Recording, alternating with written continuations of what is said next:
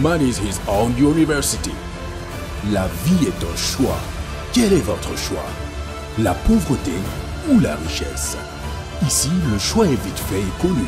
C'est la richesse, la prospérité, le bonheur, l'abondance, l'éducation honnête, l'amour, le pardon et le partage.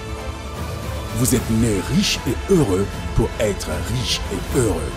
La richesse et le bonheur sont des droits à manifester. Ne laisse personne te dire le contraire. Même pas moi, coach Simon Ouedraogo. Nos conférences, séminaires et formations sont taillées sur mesure pour vous.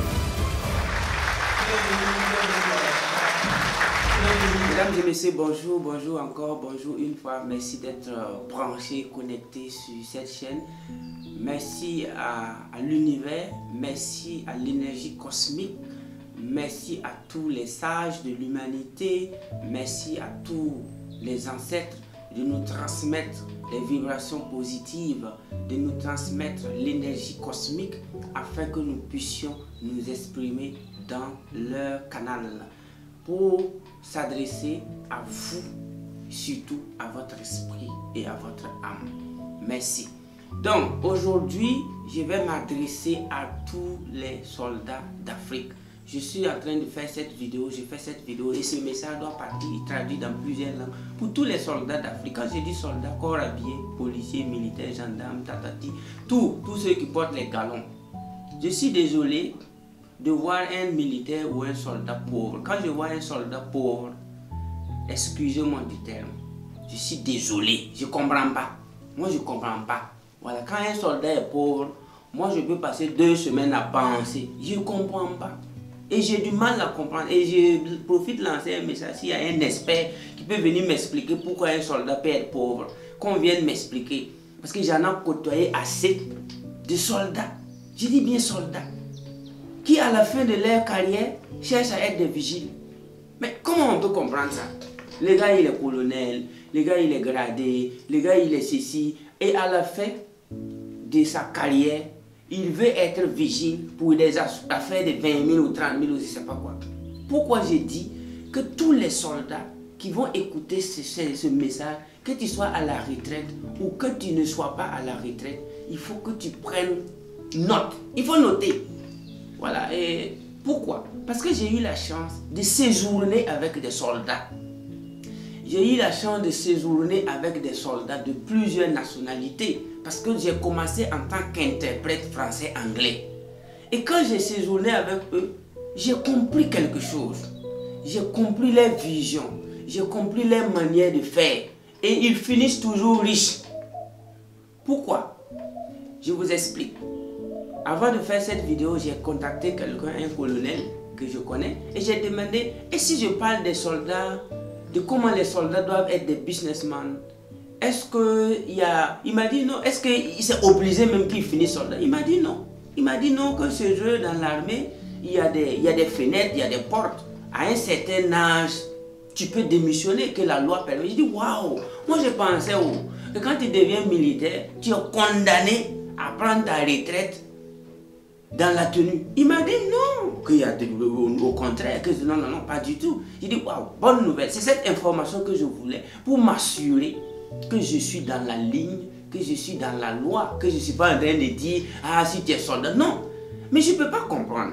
Parce que le petit temps que moi j'ai passé avec les soldats là, la discipline que j'ai copiée dans les camps, et quand j'ai décidé d'appliquer ça sur le terrain dans mon business, moi je ne suis plus un civil, hein. Moi je suis un civil amélioré. Mais je ne peux pas comprendre qu'un soldat qui a été formé, je dirais même souvent maté, tu as rampé, tu as fait des nuits blanches, on vous fait marcher 200 km, vous marchez, vous courez, vous faites tous les exercices mentaux, spirituels, on vous fait, et après on te porte la tenue. Mais tu dois servir ton pays, c'est vrai, mais après ça, il y a des gens qui veulent toujours intégrer l'armée là. Mais à un certain moment, il faut sortir.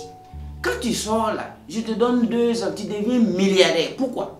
80 à 70% des soldats américains et des hommes d'affaires américains, les hommes d'affaires chinois, les hommes d'affaires français, je dirais européens, j'ai dit la majorité ont fait l'armée. C'est la chance. C'est pas permis à n'importe quelle personne. Moi-même, quand les gens me demandent quel est ton regret, je dis, le fait que je n'ai pas porté la tenue, ça me dérange. J'aurais voulu porter la tenue au moins 2-3 mois. La discipline, la déontologie militaire. Quand tu appliques ça dans les affaires, tu n'as pas de concurrent. Je dis bien, tu n'as même pas de concurrent. Atigite, atigima woloflo, c'est ce que les Djoula disent. La personne même n'est pas encore née d'abord. Mais je ne peux pas comprendre que les gens qui ont été formés et reformés puissent galérer comme ça. Qu'est-ce qui se passe? Je vous ai dit que 80 à 70, je ne sais pas, un bon pourcentage du nombre de businessmen européens ont été des soldats. Donc quand ils viennent entreprendre en Afrique, nos commerçants là, nos entrepreneurs ne peuvent même pas tenir 3 secondes devant lui. Sa stratégie fait mal. Quand il dépose sa stratégie, c'est du Sun Tzu et il gagne. Mais quand quelqu'un qui a été soldat pendant 10 ans en Amérique vient en Afrique pour entreprendre et puis il est civil, quel homme d'affaires? Mais ici nos hommes d'affaires, nos commerçants, ils ont commencé comment? Papa qui m'a donné 5 000, c'est parce que ça chauffait chez moi, j'ai quitté pour créer mon business, parce que j'ai vu que le commerce marche. C'est comme ça que tout le monde est devenu commerçant ici en Afrique. Donc, nous avons des commerçants facilement, ils ne peuvent pas tenir. Il faut qu'ensemble, nous les jeunes là, et les jeunes soldats, servez, votez-vous un temps. Vous pouvez même aller dire ça à la hiérarchie. Moi, je suis là pour faire tel nombre d'années. Ils vont te dire, bon, c'est pas beaucoup, il faut ajouter. Et tu sers à ton pays honnêtement, en souriant. Parce que tu sais que c'est les milliards qui t'attendent. Mais lorsque tu es nouveau soldat, tu as servi 2 ans, tu peux te dire, bon, moi je suis soldat, je vais servir l'armée 10 ans. Pendant les 10 ans, je m'en fous de l'argent. Je travaille, je vis ma vie, je fais mes missions. Après les 10 ans, je deviens businessman. Regarde, quand tu vas commencer à devenir businessman, applique la discipline militaire sur le terrain. Tu vas voir que les anciens hommes d'affaires vont te confier leur business. Ils vont vendre leur business avec toi. Je ne peux pas admettre et comprendre que quelqu'un qui a fait garrot puisse chômer, puisse être pauvre à la fin de sa vie. Donc moi j'invite vous tous, vous qui veillez à notre sécurité. C'est grâce à vous, les soldats, que les hommes d'affaires font le malin. Quel homme d'affaires peut faire le malin s'il n'y a pas des militaires qui assurent l'intégrité territoriale? S'il n'y a pas des policiers qui veillent sur les gens? S'il n'y a pas des gendarmes? Bon, quand on dit gendarmes, CRS, bon, tout ça c'est des abus de langage. Mais s'il n'y a pas de corps habillé, s'il n'y a pas une armée dans un pays qui veille à la protection des civils et à la protection du territoire, si sans ces corps habillés, sans ces hommes armés là, nous on va aller où? Donc quand moi je sors, je vois les soldats. Premièrement, je suis content. Deuxièmement, je me pose la question, est-ce que c'est un futur riche que je suis en train de causer avec? Si je sens même que les gars, d'ici 2030, ils ne seraient pas millionnaires, j'ai pitié. Donc, chers amis, faites quelque chose et arrêtez de gaspiller votre argent. Le gars, il fait une petite mission, il revient, c'est du n'importe quoi, il paye. Tu pars en mission, hypothéquer ta vie, tu reviens, on te donne des millions. C'est du pharo que tu fais dans des bars. C'est toi qui prends l'argent pour aller dilapider. Tu es parti risquer ta vie. Tu as eu l'argent. Mais qu'est-ce que tu dois faire? Il faut investir. Parce que le camp là-haut, ce n'est pas pour quelqu'un. Le camp militaire, ce n'est pas le nom de quelqu'un qui est là-bas. C'est pour la nation. Donc quand vous êtes dans les camps là, vous devez penser à votre avenir. Qu'est-ce que je vais devenir quand je ne serai plus soldat? Qu'est-ce que je vais devenir quand je serai à la retraite? Quand vous pensez comme ça dans le camp, vous avez 2 avantages. Non seulement, vous allez servir la nation avec honnêteté, amour, paix, succès. Et vous allez vous servir aussi avec amour, paix, succès. Des soldats à la fin, en retraité, qui me disent, ah coach, comme tu connais des gens, est-ce que tu peux me trouver du gardiennage? J'ai servi ici, j'ai été chef de poste ici, j'ai été chef de brigade 2. C'est moi, je commandais le bataillon 2. I'm sorry. C'est pas bien.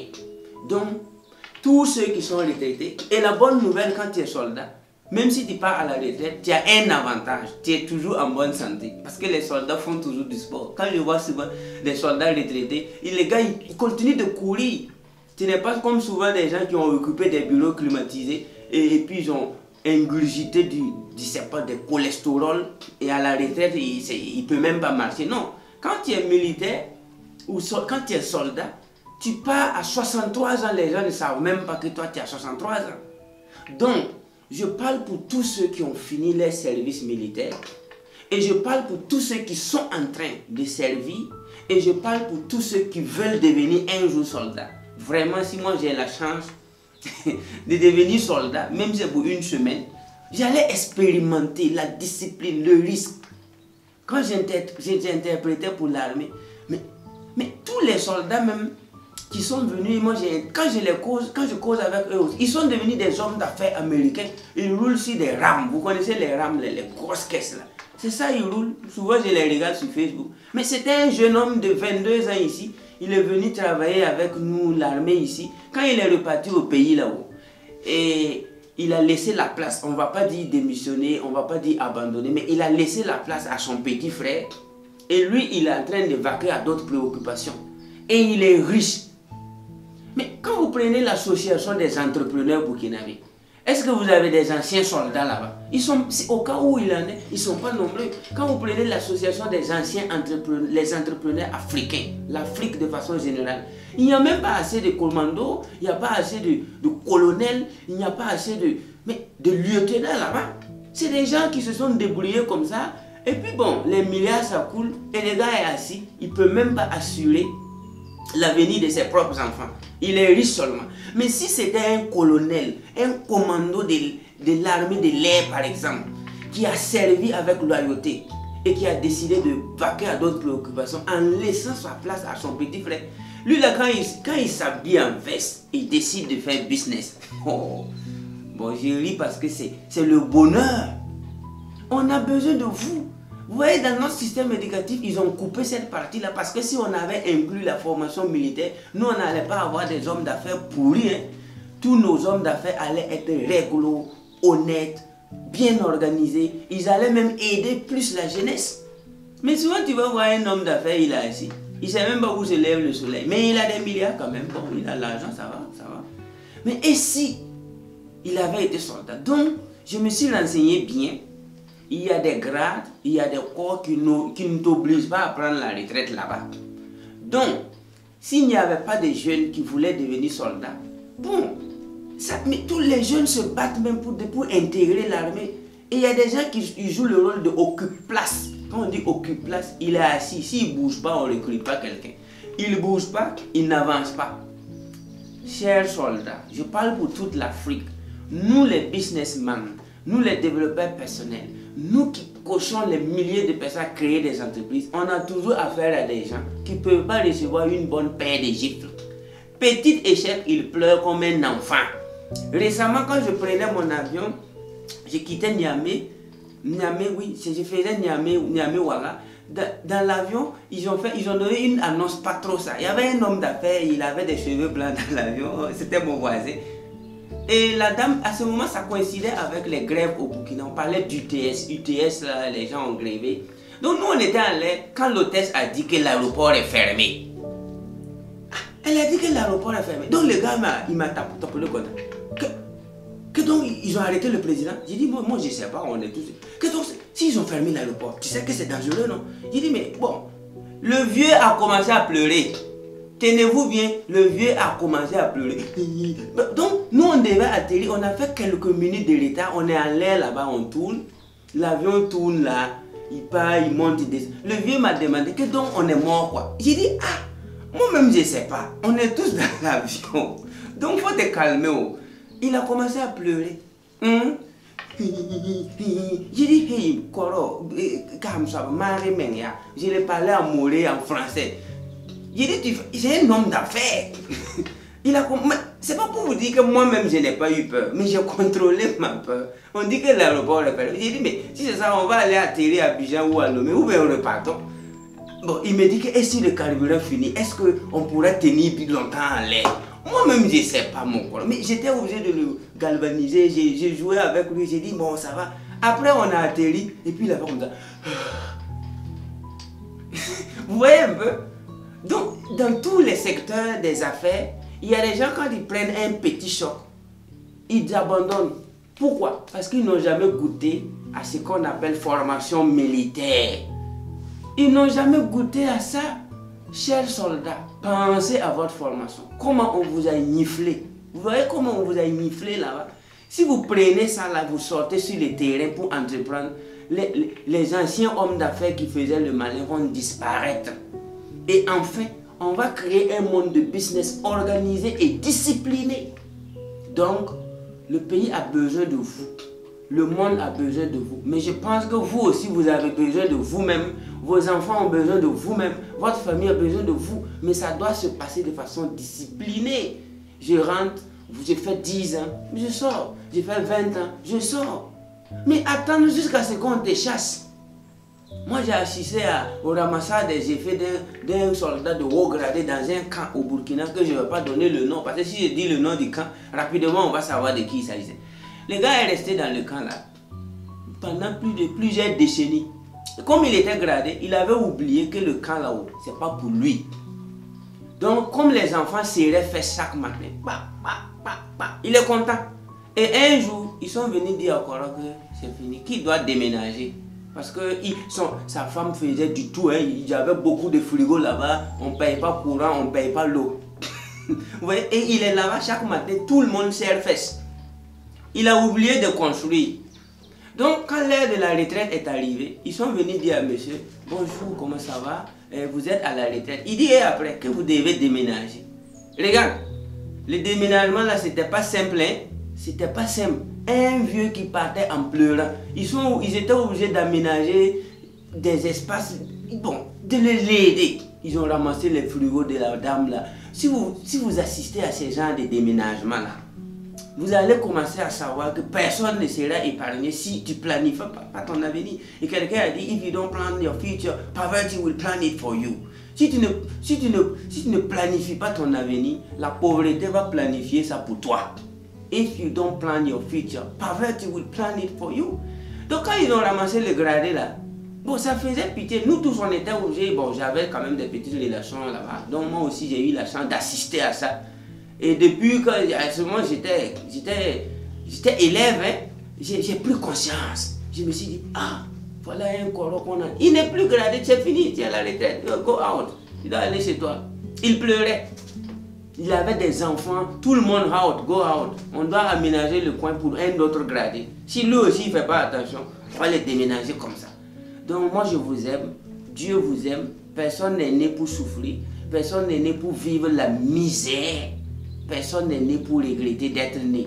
Nous sommes tous nés pour vivre heureux, en harmonie, surtout dans l'amour. Sur ce, je vous aime, je compte sur vous, on compte sur vous. Et d'ailleurs, merci pour tout ce que vous faites pour nous.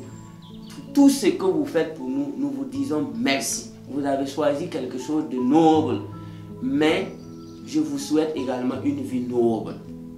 Je vous dis merci, chers soldats, merci beaucoup. Mais pensez encore. Le pays va être encore plus sécurisé, l'Afrique sera encore plus sécurisée et vous aussi vous allez être riche parce que vous you deserve de richesse, vous méritez la richesse. Merci beaucoup, thank you, I love you, Africa is the future.